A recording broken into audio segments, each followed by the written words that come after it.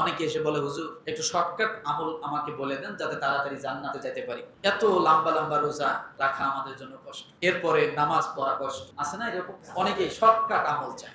সাহাবী এসে বললেন, ইয়া রাসূলুল্লাহ, আমাকে সহজ আমল দেন, যেটা আমলের দিক থেকে সহজ, ফজিলতের দিক থেকে অনেক উঁচু মাপের, ওজনের দিক থেকে অনেক ভারী। নবীজি বললেন, তুমি তোমার রাগ যখন ওঠে তখন এই রাগটাকে হজম করার চেষ্টা করো। সুবহানাল্লাহ বলেন। কি করো? তোমার রাগ যখন ওঠে রাগটাকে কি করো? হজম করার চেষ্টা করো। তোমার ক্রোধটাকে তুমি দমায়া দাও। নবীজি বললেন, সাহাবী বললেন, ইয়া রাসূলুল্লাহ, এইটাই খালি? নবীজি বলছে, কি এটা পছন্দ হয় না? তুমি কি জানো, কোন মানুষ যদি নিজের রাগটাকে হজম করতে পারে, সে অন্য আমলকারীদের চেয়েও আগে জান্নাতে চলে যাবে। কেন? এই রাগ হাজারো ফিতনার কারণ। মানুষ খুন হয় কেন? মানুষের ঘরবাড়ি পুড়ে দেয় কেন? মানুষকে মারে কেন? ঝগড়া ফাসাদ কেন? আর ঝগড়া হওয়ার আগে নিজের রাগটাকে যদি আপনি কন্ট্রোল করে হজম করতে পারেন, আল্লাহ বলেন ওই ব্যক্তি হবে মুহসিন বান্দা। কি বান্দা? মুহসিন বান্দা। মুহসিন বান্দাকে তাহলে রাগকে কি করতে হবে? কন্ট্রোল করতে হবে, হজম করতে হবে। করবেন কি দিয়ে? ঘোড়া যার আছে লাগাম আছে না? গরুকে নিয়ন্ত্রণ করতে গেলে কি লাগে? খুঁটা লাগে, রশি লাগে, তাই না? এখন রাগ হজম করবেন কি দিয়া? যখন আপনার অতিরিক্ত রাগ উঠে যাবে, নবীজি বলেন তোমার রাগ উঠে গেছে, সঙ্গে সঙ্গে পড়ে নাও আউযু বিল্লাহি মিনাশ শাইতানির রাজিম। এটা পড়ো, বসে যাও। দাঁড়ানো অবস্থায় রাগ উঠলে কি করো? দাঁড়ানো অবস্থায় রাগ উঠলে কি করো? বসে যাও। এরপরও যদি কন্ট্রোল না হয়, তাহলে উযু করো। কি করো? কথা বলে না? উযুর সাথে রাগের কি সম্পর্ক? সুবহানাল্লাহ। উযুর সাথে রাগের কি সম্পর্ক?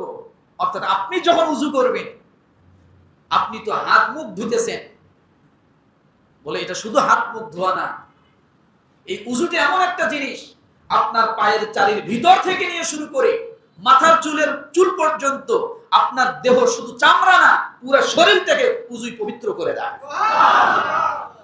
কি করে দেয়? হাত ধোন, পেশাব করছেন আপনি, তাই না? কিন্তু হাত ধুতেছেন, মুখ ধুতেছেন, মাথার মাসে করলে পা দুইটা ধুলেন, পুরো বডি আপনার পবিত্র। তো যে উযু আপনার পুরো বডি পবিত্র করে দিতে পারে, সেই উযু যেখান থেকে রাগ আসতেছে ওটাকে দমায়ও দিতে পারে। পারে কি পারে? এটা পারে। এখন আপনার রাগ উঠলে আপনি উযু করবেন, আউযু বিল্লাহি মিনাশ শাইতানির রাজিম পড়বেন, বুঝলাম। কিন্তু আপনি যদি একজন রাগী মানুষের সামনে যান, একটা অন্যায় করে ফেলছেন, হয় কি হয় না?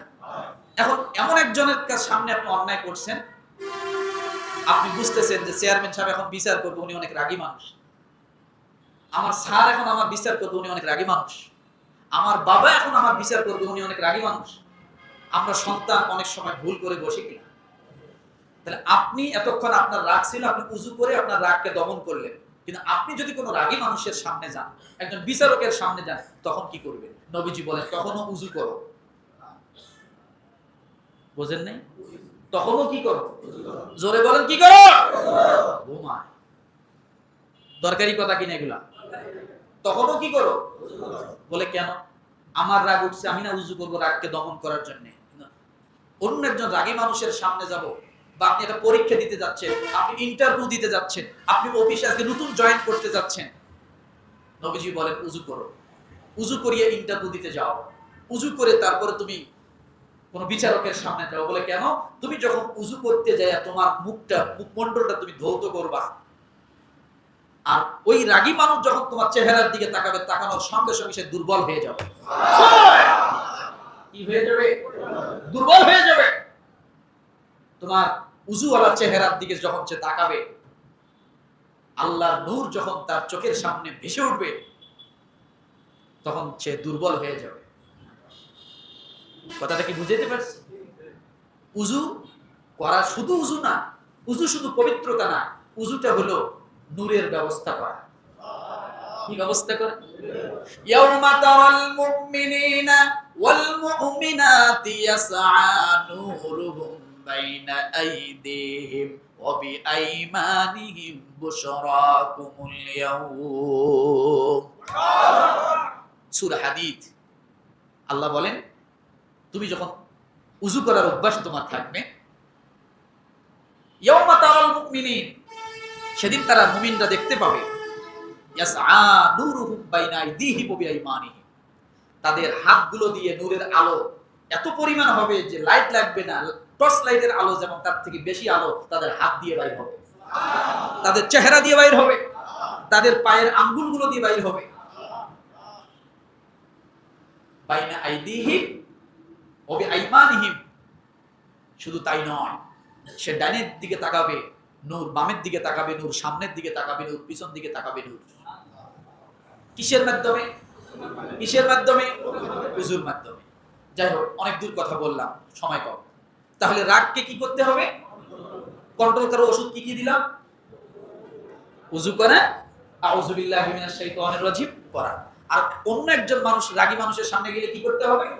উযু করতে হবে। গেল। আল্লাহ তাআলা ডাক দিয়ে বলেন, ওয়াল কাযিমিনাল গায়যা, রাগকে, ক্রোধকে দমন করো। যদি তুমি করো, উইদ্দাত লিল মুত্তাকিন হবা। আল্লাহ বলেন, শুধু তুমি অগ্রসর হয়েছো তাই আল্লাহ মুত্তাকি বানায় দিয়েছেন। এবার এই যে দ্বিতীয় নাম্বার কাজটাও যদি আপনি করেন, রাগকে দমন করেন, তৃতীয় নাম্বার কাজটা হলো ওয়াল আফিনা আনিন নাস।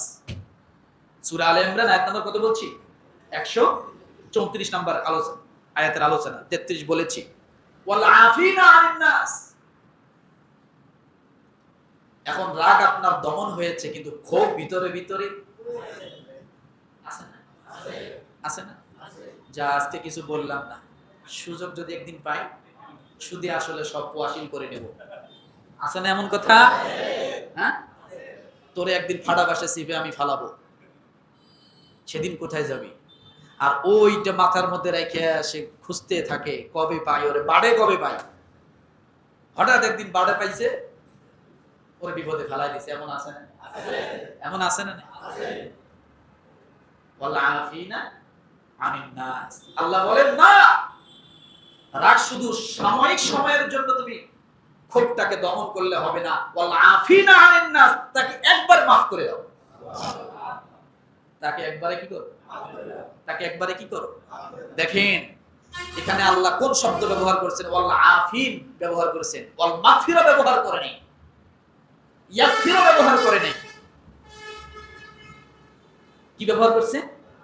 ওয়াল আফিন। এখন মাফ আর ক্ষমা, এই দুইটার মাঝে পার্থক্য কি মনে আছে? সব ভুলে যান না? মাফ কাকে বলে? ওকে মাফ করে দেন। আরেকজন বলে ওকে ক্ষমা করে দেন। শব্দ কি দুইটা এক? হ্যাঁ, ওকে মাফ করে দেন আর ওকে ক্ষমা করে দেন। দুই শব্দের মাঝে পার্থক্য কি? দুই শব্দের মাঝে পার্থক্য হলো, ক্ষমা হলো ওই জিনিস সাময়িক সময়ের জন্য, সাময়িক সময়ের জন্য তোমাকে কি করা হলো, দ্বিতীয়বার যদি তুমি এই কাজ করো তাহলে কিন্তু তোমাকে ছাড় দেওয়া হবে না। এমন একটা শব্দ আছে না নাই? আর তোমাকে মাফ করে দিলাম, এটার ভিতরে আর কোনো অভিযোগ নাই, এটার মধ্যে আর কি নাই। এই জন্য আল্লাহ তাআলা যত জায়গায় বলেছেন বান্দার গুনাহ মাফ করে দিলাম, সব জায়গায় ওয়াল আফ ব্যবহার করা হয়েছে, যে একবার মোচন করে দিলাম, আর তোমার কোনো গুনার কথা এখানে লেখা থাকবে না। কিন্তু দুনিয়ার মানুষ মাফ করতে পারে না, ক্ষমা করতে পারে।